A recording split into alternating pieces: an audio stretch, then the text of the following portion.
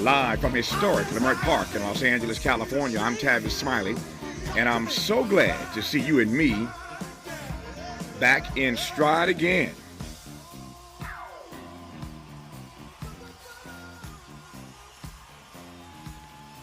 Before we get started with today's show, let me invite you to follow me on Facebook and Instagram at The Real Tavis Smiley and get updates on X, that's formerly Twitter, at Tavis Smiley. By the way, should you miss any part of today's program or want to catch up on previous shows, you can always visit thetavissmileyshow.com. That's thetavissmileyshow.com, or wherever you get your podcast, and listen to the Tavis Smiley podcast version of this live program at your leisure. Another great show on tap for you today. Let me just say this. First of all, as I look at this rundown today, Lord help me. We're going to try to squeeze an 80-pound show into a 40-pound bag. Here's what I mean. In our second hour, two conversations. Up first, we will celebrate Valentine's Day. By the way, happy Valentine's Day to each and every one of you. We'll celebrate it with a deep dive into the evolution of love and human behavior with the preeminent scholar on the topic, Dr. Helen Fisher, Senior Research Fellow at the Kinsey Institute on the campus of Indiana University. Go Hoosiers. And she's also Chief Science Advisor to the Internet dating site Match. So Dr. Helen Fisher joins us today at the top of our second hour. On the B side of hour two, while the special prosecutor seems to have issues with President Biden's mental acuity, Congressman Ro Khanna says the president is completely mentally sharp and ready for a second term. We'll talk to him. In our third hour, two more conversations. Up first, we continue to celebrate Black History Month with African-American space pioneer Ed Dwight, who joins us to discuss Nat Geo's The Space Race documentary, saluting Black astronauts. On the B side of hour three, I told you, 80-pound show into a 40-pound bag. On the B side of hour three, we'll talk to Dr. Bernard A. Harris, Jr., the very first African-American astronaut to ever walk in space. But in this first hour, I ain't done yet. Two more conversations. On the backside of this hour, the Israeli incursion into Rafah, Palestine, has galvanized American progressives to hard press the aforementioned President Joe Biden. We will speak with Beth Miller, political director of Jewish Voice for Peace Action, on the backside of this hour. All that said, we commence today's show with another conversation. California State Assembly member Lori Wilson, who is lead sponsor of a bill about reparations for slavery, as California maintains its first-in-the-nation status on this side of the reparations task force, which, as we all know, has now completed its work. I've said many times that the nation is watching California. What happens here politically always seems to cast either a long shadow or a long sunbeam across the nation. And everybody watching California to see what we're going to do here on the issue of reparations. Once again, Assemblymember Lori Wilson is lead sponsor of a bill, now that we're past the task force, lead sponsor of a bill regarding reparations for slavery, and I'm pleased to have her on this program. Representative Wilson, how are you today? I am good. Good morning. It's good to have you on the program. Thank you for your time. Let me jump right in to make the most of the minutes that we do have. For those listening across the country, and even in the state for that matter, who need sort of a refresher course on the task force, how it got together, how it got appointed, what they did, what they turned over to the legislature. Just give me a quick refresher course on how we got to the point of this bill that you are lead sponsor on. Thank you. Yes. The Black Caucus, well, actually, it was Dr. Shirley Weber, now Secretary of State Weber, she was Assembly member at the time, introduced a bill to create the task force to look at the harms that exist from, slavery, as well as years of or generations of discrimination. And so that's where this started, with Dr. Shirley Weber introducing a bill, getting it through the legislature, having the partnership of the governor, him signing it, creating what would be a historic 2-year look at the harms that are related to slavery and generations of discrimination to Californians who are descendants of slaves. And this was extremely important because a lot of people, when they think about harms against Black individuals, they think about the South. Mm-hmm. They don't think about California, the free state. And so there needed to be a case made to why California and what was happening in particular in California as it related to slavery and as it related to discrimination and racism. Mm-hmm. So the task force did its work, and then what happened? Yeah, so last year, actually 2 years ago in 2022, June of 2022, the task force released their draft report. At that time, we were in a huge surplus year in the state of California, and so the Black Caucus received that and began to digest it, basically. Then the final report came out last year in June 2023, definitely a different environment, but it was the final report that was complete with hundreds of recommendations, which also included the calculation for if there was to be direct cash payments, what would that look like? Their recommendation, of course. Got it. All right, so the task force completes its work, turns that report over to the California legislature, and now we're at the point where members have the opportunity to offer bills for how we're going to address the issue of reparations in the state of California. She, once again, is lead sponsor on a bill in the Assembly. Her name is Lori Wilson. More with her when we come forward on Tavis Smiley. This is getting good. Yeah, man. Tavis Smiley continues when we come forward. What is dedication? My biggest fear in the middle of my addiction was that my kids wouldn't have a father. And I started thinking, you know what? This isn't my story. I definitely had to become a better man to be a better father. It's important to me that my kids are empowered and truly believe that if they can think it, they can do it. That's dedication. Visit fatherhood.gov to hear more. Brought to you by the U.S. Department of Health and Human Services and the Ad Council. Joey from Vermont, a farmer trying to get through the winter. Adriana from South Carolina, a single mother living paycheck to paycheck. Liam from Ohio, an injured father struggling to provide for his family. Hi, I'm Shanola Hampton, and I support the Feeding America network of food banks because they help provide over 6 billion meals to people in need each year. Learn more at feedingamerica.org. City of Los Angeles landlords that own rent-controlled properties, you are now able to increase rents by 4% for your rent-controlled properties. An extra 1% per utility up to 6% can be added only if you pay the entire gas and electric bill. And don't forget to give your tenant an advance 30-day written notice for rent increases of less than 10%. It is state law. Learn more about the rent increase at housing.lacity.org. That's housing.lacity.org. What's up, LA? This is John McKinney, your next district attorney. Voting is underway, and public safety is the top issue on the ballot. As a deputy district attorney for over 25 years, I know Los Angeles, and I know how to keep this community safe. And as an African American who lives and works in this community, I know the unique challenges we face. My promise to you is to ensure accountability, protect victims' rights, and give the underserved a voice. I'm John McKinney, and I ask for your vote for LA County District Attorney.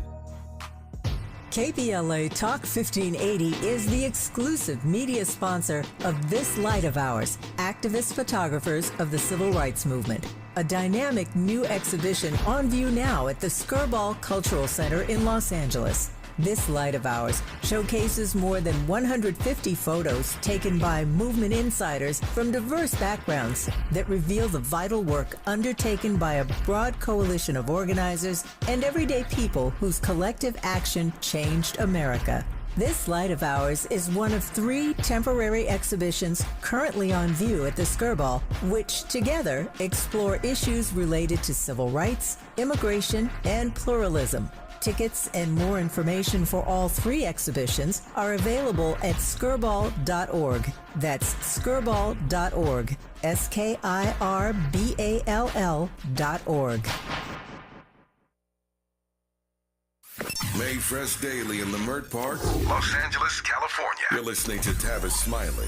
What is California going to do on the issue of reparations? I'm glad you asked. That is why we have in this first half hour of today's program California Assemblymember Lori Wilson, who is the lead sponsor of a bill regarding reparations for slavery. Before I get to your bill specifically, Assemblymember Wilson, you mentioned the task force and what they recommended, specifically some equation they came up with on the issue of cash payments. We all recall some months ago, Gavin Newsom, who everybody knows has his eye on the White House at some point, started the Michael Jackson moonwalk on certain parts of this conversation, specifically when he was asked, as I recall it was, on Fox News about cash payments. He moonwalked on that thing really quickly.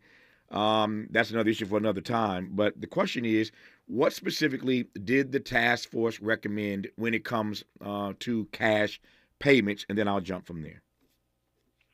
Yeah, so they had hundreds of recommendations overall, and particularly as it relates to cash payments, there was a conversation about who should get that versus direct descendants of slaves, or just Black Californians in general. And so they did vote and decide direct descendants of slaves. And so there is this, calculation that's laid out in the task force report.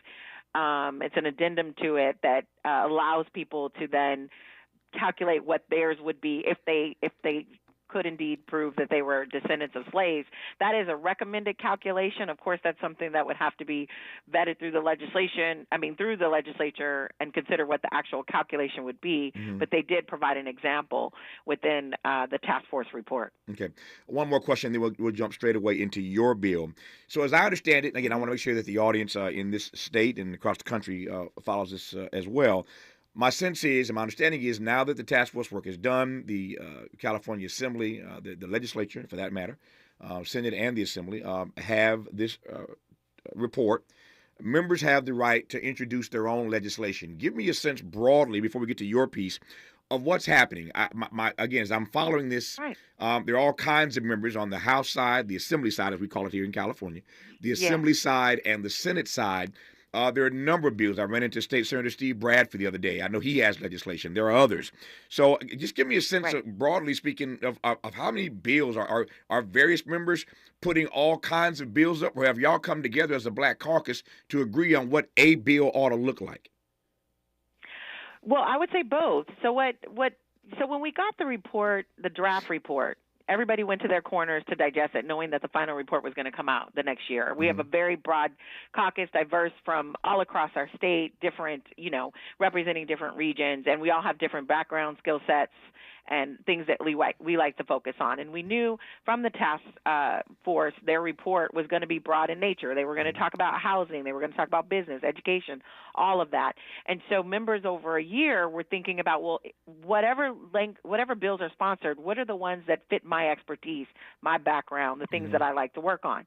Then the final task report came out, and then we got together as a group, and we spent months talking as a group about what we thought the priorities were, what would be the timing, recognizing that we knew we had this governor, for 3 more years if we count just what's on his term, and we were going to get a new governor, thinking about the budget deficit that we now found ourselves in, and about the fact that we were hitting up against both the state and federal constitution for some of the recommendations that we would have to work around. It takes time to dismantle systemic racism, and we knew from this report that we were going to have to build and have a strategy to do so. And so we came up with, as individuals, these are all the bills that we want to work on. And then as a group, we decided which ones were we putting basically the full weight of the caucus behind, which ones do we want to work on together. Some individuals who introduced bills knew that they would have a hard time getting through the legislature, one, without educating our colleagues, and two, without educating the public, because there is public sentiment attached to this. And so some of them are done purely to introduce the conversation, to start the conversation. We've found, especially with former members who gave advice to the new members, is that, hey, it might take you 10 years to get legislation across the board that you're passionate about. We're not even talking about reparations. We're just talking about individual things that people are passionate about. And so we knew that some of this was a start of a conversation. Some of it was going to get completed this year, because this is a half of a legislative year. And then some will tackle in the new session. And so we begin to focus ourselves as a group on a particular set of legislation. But like I said, we have members who are engaging on a broad set of subjects and really starting the conversation, even if we don't get it across the finish line this year. But we'll be sure to make sure over the multi-year effort, we'll get this across the finish line. That takes me straight to your bill. Now that I understand the broad frame of all these bills that are being introduced, we'll go straight to your bill in about a minute here. One other question, and I'm asking this because I obviously I pay attention to these conversations since I'm sitting here every day. Right. And I've heard you made reference to this. You've made reference to this on 2 occasions, and I think there's something here worth interrogating. Let me do it very quickly. You said very, I think saliently, that when this task force was first commissioned, California's budget had a surplus. Indeed, when Gavin Newsom took over from Jerry Brown, the thing that Jerry Brown was most proud of, I think, is that he left the state in pretty good shape. Gavin Newsom inherited a very nice and robust budget surplus. Since that time, California is now facing a budget deficit. That's how quickly things turned here in the state of California. I wonder, since we're talking about cash payouts, and we'll get to that a little bit more in this conversation before I lose you here, but I wonder whether that reality alone, that we've gone from a state that had a surplus to a state that has a deficit, impacts the thinking of Californians. And all the polls and surveys and studies I've seen that suggest that overwhelmingly Californians are sympathetic to the issue, but they ain't trying to write no checks. I don't think it's the deficit alone. I think part of it is the deficit, and most people don't pay attention to the budget, surplus or deficit, on how it impacts their lives. Your average California citizen, it's more about what the cost of living is in the state of California, and where they see is what government doing impacting my life in a positive way.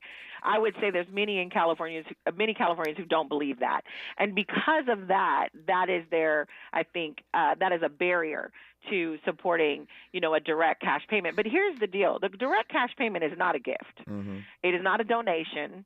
It is what is owed to descendants of slaves in California who experienced direct harm by their government or through policies that the government allowed. And so we have to get there. Now, we have to make a case for it. So the reparations task force made the case. They made the case through this report. And when you read the report, you come away with this sense of just dismay that this occurred in California.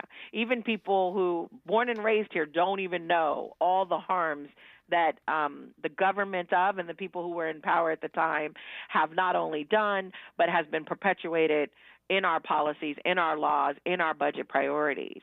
And so now it's about taking what the work from the task force did, which was historic, and then bringing that into reality through our legislature and to the people. So it's about education, getting that message out. And so we are going to do that you'll see that over the next few, really it started already, but over the next few years, you'll see that continue building of momentum as it relates to ensuring that not only our legislators are educated, but our entire state are educated truly about the harms and about the need to repair those harms. Some of it is direct investments, not only in people but in communities, but some of it, quite a bit of it, is policy change, budget priorities, legislative priorities. All right. The backstory is terribly important, and we, I think, understand the backstory to how we got to this point much more clearly now. So that said, tell me about the bill on which you are lead sponsor. Right. So get this: all the bills that are priorities of the Black Caucus, the entire Black Caucus is the lead sponsor of these bills. I get to serve as chair, so happy to talk about them. But I'm really excited about. There's quite a few bills that are priorities of the Black Caucus. There's 14 of them. They range in nature, like I said, very broad, from education, civil rights, criminal justice reform, housing, business, health. We don't leave anything untouched. But there are two that I want to talk about today that are extremely important, and this is the start.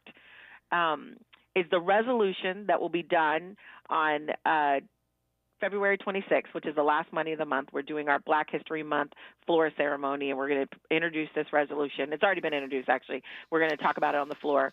Dr. Keila Weber, assembly member who took over from her mother's previous seat, she has introduced a resolution detailing the harms that were done. This is ACR 135. This lays out, it's in a summary form of the task force saying, why California? Answering that question. That's the question that we get from our colleagues who are uneducated on this issue. They're like, well, why here? And we have to talk about that. We get that from community members. Well, why here? And like I said, most people think about the South when they think about violence against Black folks, when they think about harm against Black folks. But no, this happened right here in California. So we're starting there with the resolution and encouraging our colleagues to sign on as co-authors. That doesn't require the governor's signature, but it's an acknowledgement by the legislature, both in the Assembly and the Senate, that harms were made to descendants of slaves and Black Californians as a whole. Then we have Assemblymember Joan Sawyer, who was a part of the task force, along with, as you noted, Senator Bradford, who are well-versed on this subject. We have, he is introducing the apology. Now, this is something that is not only detailing the harms, but then saying now there is something owed related to that. You don't have an apology without repaying a debt, right? Mm-hmm. You can if you just have an apology and it's just words, that means nothing. There has to be the repayment of the debt. And so we are getting our legislature to acknowledge, accept, and recognize that there's a debt to be paid, and taking that to the governor. And, I have to say the governor, I know you noted that, early last year, he was in an interview where he was like, well, he was actually expressing the sentiment of many Californians. But I will have to tell you that he has been a collaborative partner with this, including his team, on reparations and trying to get to a place where we can repair the harms, not only through legislative and budget priorities, which involves the legislature, but then through executive policy, which he can do on his own. And so we've been really appreciative of that collaborative effort, and we know it will continue, and more to come will be on that. Mm-hmm. At this point, it's still early in the process, but at this point, do you have any idea of the broad frame that you think we will be discussing in the months to come about what reparations looks like in California? And I'm talking about specific pieces. You have any sense of what this ultimate bill may look like in a broad frame? Yeah, actually, there's a list. We have a press conference that's coming up on February 21st. That's a Wednesday, that'll lay out in detail all of the bills of today's package that we have introduced as of today. We will be doing a tour throughout California over the next few months. It's called State of Black California. It's typically a report that goes out. We've now transformed that not just to the report that talks about the State of Black California, but, going from, region to region and talking through what is the State of Black California, what does that mean in relation to reparations. Mm-hmm. So we will have more communication on this subject, and that's led by Senator Lola Smallwood Cuevas. We have Assemblymember Tina McKenna, who is over the education piece as it relates to really seeing it's something about we as legislators, we get involved in our bills, we get involved in the technical aspect, but I tell you, every time we have to do a tour where we can see, touch, and hear something, it changes the way we even view our own legislation and legislation of others.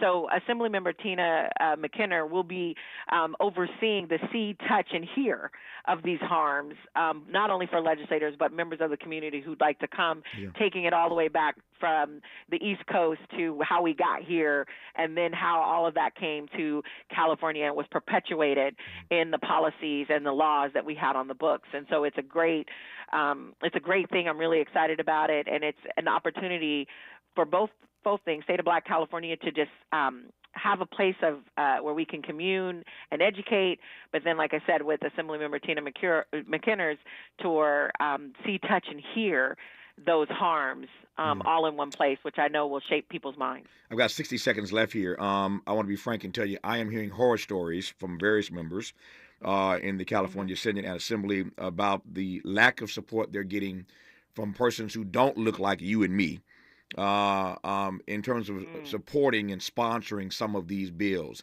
You mentioned that you have to convince your colleagues as well. Before anything gets to Gavin Newsom's desk, you got to convince enough colleagues in the Assembly and in the Senate to vote for these measures. Tell me very quickly what you think the temperature is of those who happen not to be black, which is the overwhelming majority of them, who'll be voting on these bills whenever they come to a vote.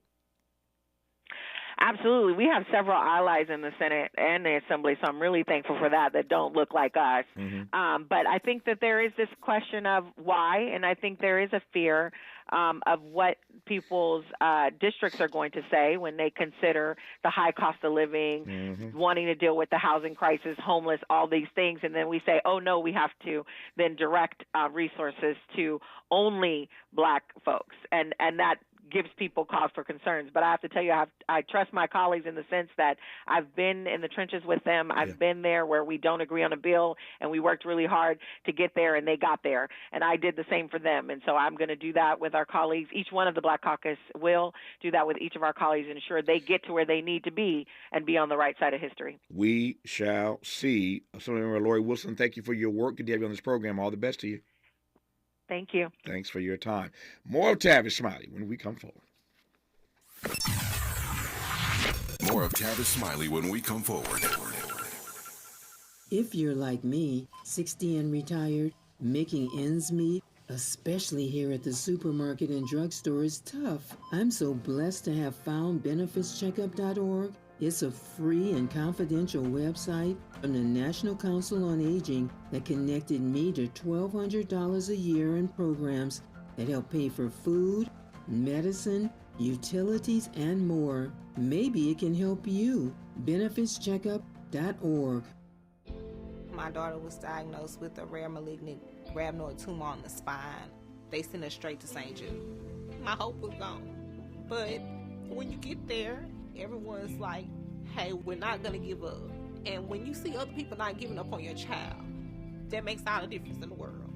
When I found out I didn't have to pay, I was just grateful. They saved my baby's life. Finding cures, saving children. Learn more at stjude.org.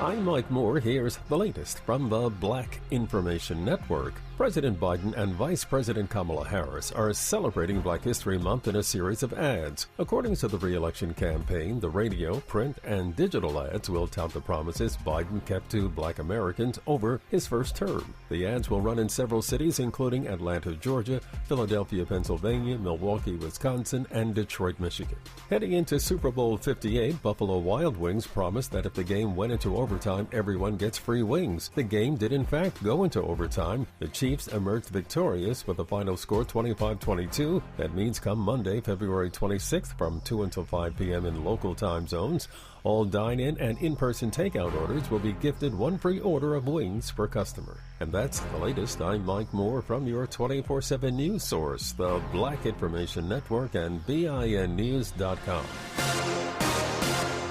Why are people saying "Hugh yeah" to Jackson Hewitt? When you switch to Jackson Hewitt, they will beat what you paid last year on tax prep, even if you filed online. Proof of prior year payment required when filing. New clients only at participating locations through April 7th. Terms at jacksonhewitt.com. This is the KBLA Sports Minute with Ray Richardson.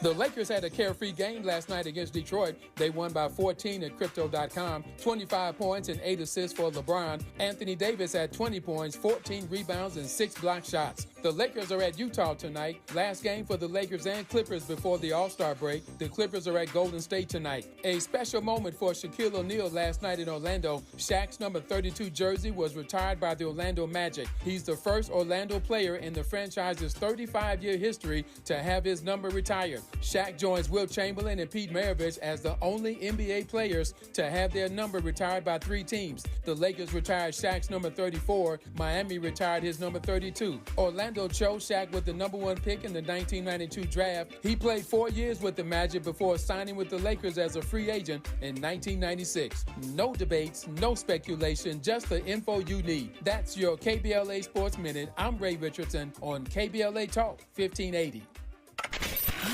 We've got a lot to talk about. Hi, I'm Zoe Williams, a.k.a. the voice of reason, encouraging you to join me weekdays from 7 to 9 p.m. for the world's most intriguing relationship radio roundtable. Every night, I facilitate and encourage our loyal listeners to participate in the most engaging relationship discussions you'll hear anywhere. So make it a point to rendezvous with me, Zoe Williams, the voice of reason, Monday through Friday, 7 to 9 p.m. Pacific Standard Time. Trust me, your relationships will never be the same. The VOR is on fire tonight. Unapologetically progressive. KBLA Talk 1580. We've got your black.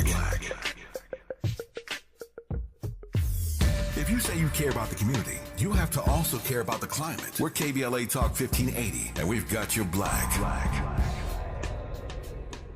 Now, during Staples Sit-a-thon, you can save up to $180 on select chairs, desk chairs, computer chairs, even gaming chairs. In store only, offer ends 3/2. See associates for details. Stop by Staples today and grab a seat. Spend an evening with MSNBC political analyst and host of The Readout, Joy Ann Reid at Pomona College on Thursday, February 15th at 7 p.m. Celebrate the release of her new book, Merle and Medgar Evers and the Love Story That Changed America. The event is free and open to the public, but tickets are required. You can even purchase a signed copy of the book. Visit www.pomona.edu/bridges to reserve tickets now. Don't settle for bumps, ingrowns, and itch due to dry skin. Try Venus for pubic hair and skin, the razor and regimen specifically designed for your pubic area. Featuring a razor with patent irritation defense bar and skin care regimen that is dermatologist and gynecologist tested. Venus helps protect your pubic skin from shave irritation. Discover the full regimen of products at GilletteVenus.com.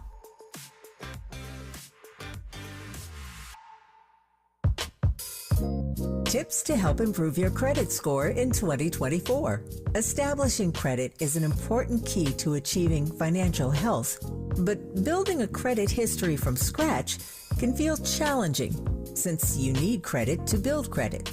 First, what does it mean to build credit? All consumers have a score between 300 and 850. You want your score to be as high as possible as lenders look at your credit score to make loan and credit decisions.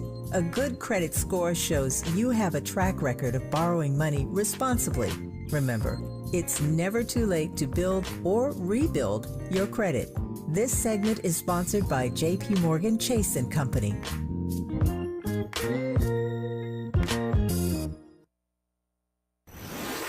Let's get back to more of this rich dialogue with Tavis Smiley.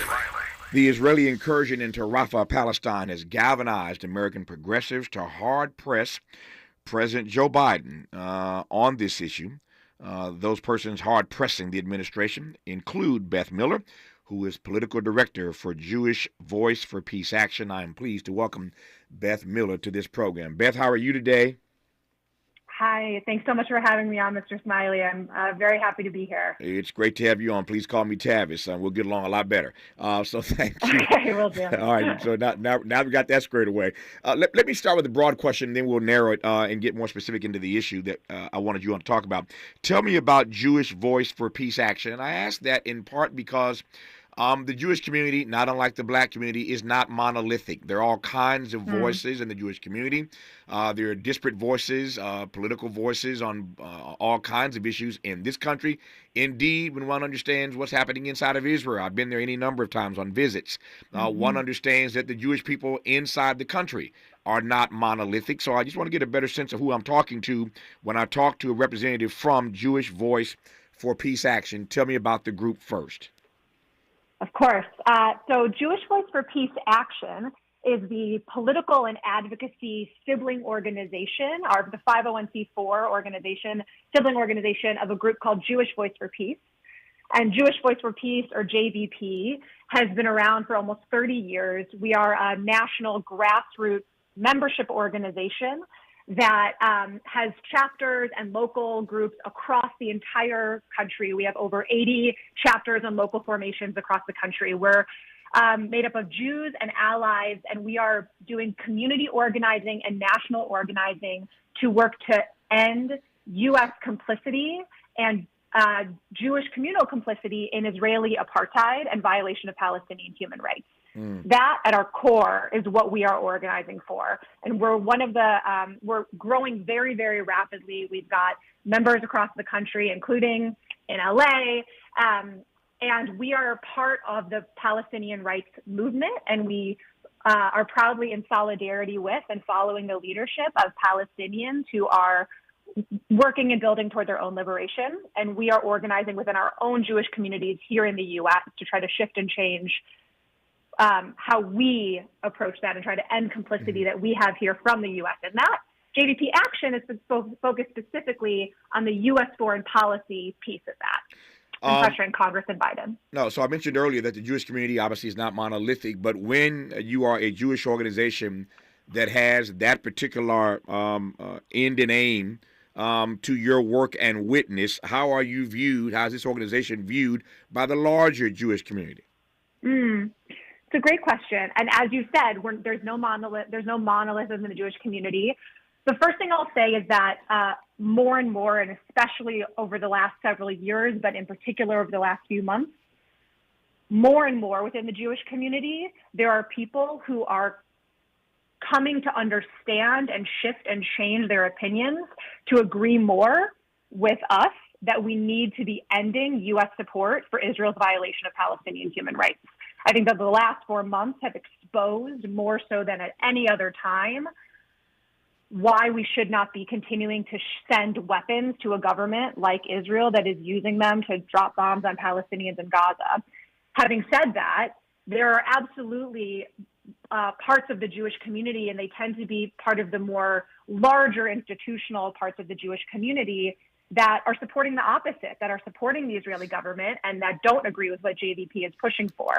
But if we look at the polls, if we look at the direction things are heading, I think that overwhelmingly more and more within the American Jewish community are moving leftward on this issue and starting to sympathize more and more with what Palestinians are experiencing and wanting to break from this Israeli government. When you use the phrase U.S. complicity, I'm not naive in asking this, of course, but unpack for me what you mean and what Jewish Voice for Peace Action means when it refers to the U.S.'s complicity in this process, in this war. Absolutely. So there's a lot of different ways that the U.S. government is actively supporting and enabling Israel's assaults and attacks and what we believe to be an unfolding genocide against Palestinians in Gaza. At the most basic and direct and material level, we send $3.8 billion in unconditional military funding to the Israeli government every single year. And just since October 7th, the Biden administration has bypassed Congress twice to rush more weapons to the Israeli government and is actively pushing Congress to send an additional $14 billion to the Israeli military in weapons, in military funding. And just this week, the Senate passed that security supplemental to approve $14 billion to the Israeli government. That alone is a massive, horrific level of complicity that when we see what's happening in Gaza, the bombs that are dropping, that are killing and wiping out entire families, many of them are funded by us, by our tax dollars. But in addition to that, in addition to the military funding, we also see the Biden administration vetoing ceasefire resolutions at the United Nations, actively attacking and smearing people who are trying to call out Israel's actions or call for greater accountability. And rhetorically speaking, the Biden administration and many, many members of Congress have been incredibly supportive and encouraging of Israel's assault on Gaza. I don't want to necessarily say that Bibi Netanyahu, who I have met on a number of occasions, interviewed on national media in my career. I don't want to say that Bibi crossed a red line. Nobody actually put it that way. But if ever there were a red line for him to cross, Rafah would be it, because everybody around the globe, including the aforementioned Joe Biden, Egypt, pretty much everybody, the UN, our UN ambassador, everybody pretty much told him, do not cross this line. Do not go into Rafah with all of those Palestinian civilians there. Don't do it. And if you do it, there'll be consequences. I don't know that we see any consequences playing out at the moment, but he crossed that line. All those threats and all those demands did not stop him one bit from stepping into Rafah. How do you read that? Yeah, I think you're absolutely right. You know, just to kind of take a step back, the assault on Rafah that we saw start basically the minute kickoff happened during the Super Bowl, the Israeli government, the Israeli military started bombarding Rafah. And just to kind of lay clear for all your listeners, I know you're already familiar, Rafah is the place in Gaza where for months the Israeli military has been telling Palestinians to go. Mm-hmm. Over the last 4 months, Palestinians from the north and from the center of Gaza have been repeatedly displaced and forced to go further and further south. They've been told to evacuate, to flee, that the south is where they will be safe. Gaza was supposedly a quote-unquote safe zone. So you now have over 1 million displaced Palestinians sheltering in tents, in the streets, in one of the most densely populated cities on the planet now, Rafah, and they are penned up against the checkpoint with Egypt. There's literally nowhere else for them to go. And now the Israeli military is dropping bombs, assaulting, and threatening a full-on ground assault and invasion of Gaza, which just this morning, the United Nations said would be a slaughter. That was the quote from the United Nations, that this would be a slaughter. So like you said, we are so far past the moment of when governments, including the U.S. government, should have taken significantly more steps, but this really has got to be that final emergency. This is the full assault, and what we risk here is so big. I think that what you named, however, is key, which is that all these warnings, all of these words of concern from places like the Biden administration didn't stop the Israeli government from doing this. Hold that thought for a second. It did not stop the Israeli government from doing it. The question is, why did it not? Number one. And the second question that comes to mind pretty immediately behind that is, what are the consequences, to the extent there are any, of Bibi Netanyahu crossing this red line, as it were, that everybody told him not to cross? We'll get Beth Miller's response to that and a great deal more when we come forward on Tavis Smiley. You're listening to Tavis Smiley. Tavis Smiley. Ranked number 45 on the Heavy 100 list of the 100 most important radio talk show hosts in America. What is dedication? My biggest fear in the middle of my addiction was that my kids wouldn't have a father. And I started thinking, you know what? This isn't my story. I definitely had to become a better man to be a better father. It's important to me that my kids are empowered and truly believe that if they can think it, they can do it. That's dedication. Visit fatherhood.gov to hear more. Brought to you by the U.S. Department of Health and Human Services and the Ad Council. Joey from Vermont, a farmer trying to get through the winter. Adriana from South Carolina, a single mother living paycheck to paycheck. Liam from Ohio, an injured father struggling to provide for his family. Hi, I'm Shanola Hampton, and I support the Feeding America network of food banks because they help provide over 6 billion meals to people in need each year. Learn more at feedingamerica.org. It's never been faster or easier to be a voter. Look for your vote by mail ballot in the mail. Fill it in and drop it off at a mailbox on your way to work, on your daily walk, or when dropping the kids off at school. Save time and vote early. Make a plan to vote at plan.lavote.gov. That's plan.lavote.gov.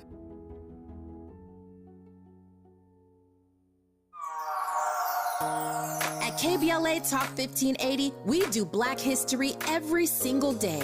In fact, as the only Black talk radio station west of the Mississippi, we are Black history. Our annual Black History Month luncheon is fast approaching, and we want to be sure to give you ample time to get your company, organization, church, or group to join us at this year's celebration on the last day of the month, Thursday, February 29th at noon. Last year, we honored iconic local Black media personalities, including Pat Harvey, Jim Hill, Mark Brown, Beverly White, Sandy Candy Banks and Pat Prescott and raised $20,000 in scholarships. This year, we're honoring Black Hollywood creatives who have used their artistic genius as climate justice champions.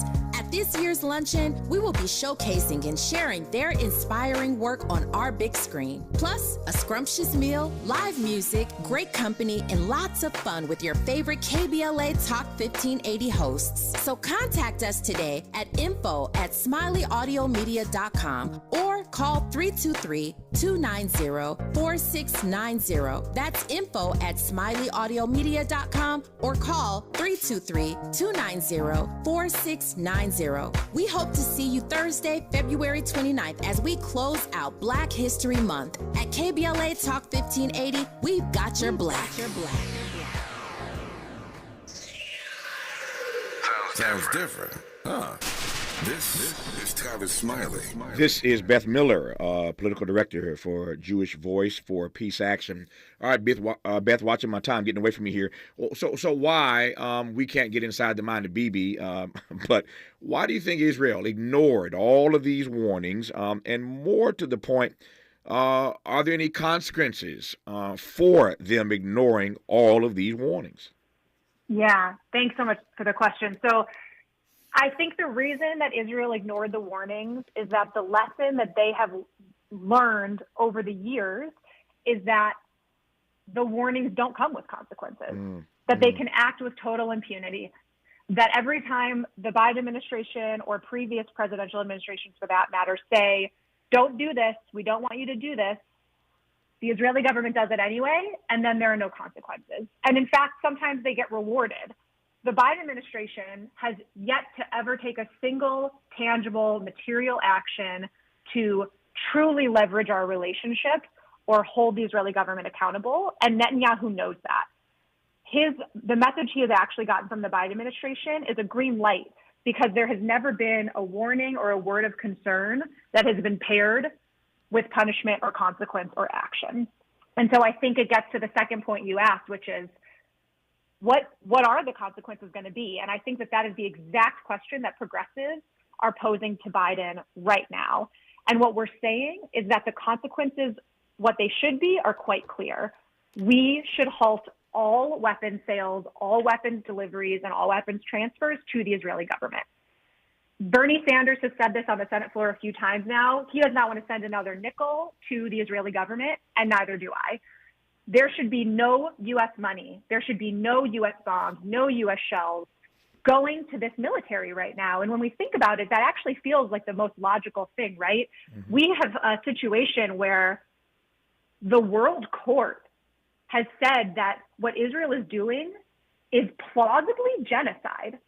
And the idea that our government is sending weapons to Israel right now to carry that out while the World Court continues to look into that is truly quite an extreme stance, and one that is only furthering this death, where we now have 28,000 Palestinians killed. Yeah, it's not just extreme. One scratches one's head, and we'll unpack this in the few moments that we have left when we come forward with our guest Beth Miller. But one scratches one's head when one asks oneself this simple question, and Beth teed this up quite nicely. If Joe Biden and our UN ambassador, Linda Greenfield Thomas Greenfield, I always get it screwed up, which is one of those two. But when our government, Antony Blinken, Secretary of State, when our government tells Israel, don't you do that, don't you do that, don't you do that, don't you cross this red line, you do not go into Rafah with all those Palestinian civilians. Don't do it. That's what we say.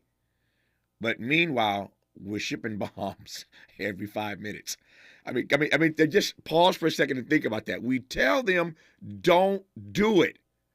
It's like telling a kid, stop eating all that candy.